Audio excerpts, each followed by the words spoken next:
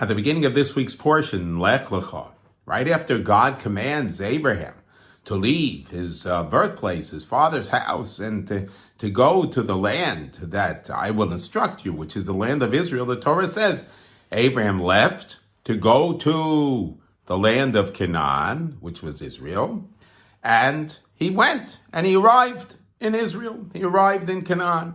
So the Torah says he left to go and he arrived. In contrast, at the end of last week's portion, Abraham's father, Terach, the Torah tells us that he left to go to the land of Israel, and he didn't arrive. He stopped. He stopped somewhere in Haran, which is in Turkey. The Chofetz Chayim learns a practical lesson. The fact that the Torah tells us that Abraham left and arrived, and the Torah tells us that Terach just went, it teaches us that the problem with Terach was that he started on a mission, he started on a project, and he didn't finish. And the Torah is teaching us that if you start to do something, then, and especially if it's a mitzvah, if you're in the middle of it, don't stop. Finish the project. Finish what you're working on before you go on to something else. This makes a lot of sense, of course. If you will look and read, you go to any motivational course or any time management program or read a book, of course, they'll tell you, of course, you start something, finish it. Don't start something and then go on to something else. Then things will never get completed.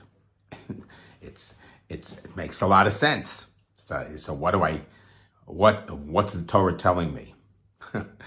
The Torah is telling me that this is not just a good idea. It's not just what you're going to find in a Dale Carnegie book. It's not just what you're going to find in the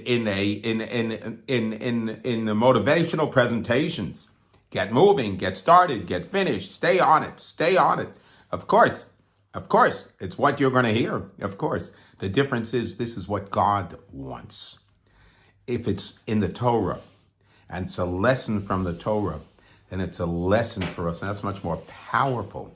And if it's a lesson actually in service of God, when we're involved in to do something constructive, and we take it upon ourselves, and it's valuable for us to do it, get it done.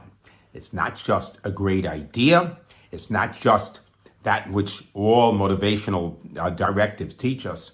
It's what the Torah is teaching us, and it's what God wants. Have a magnificent Shabbos.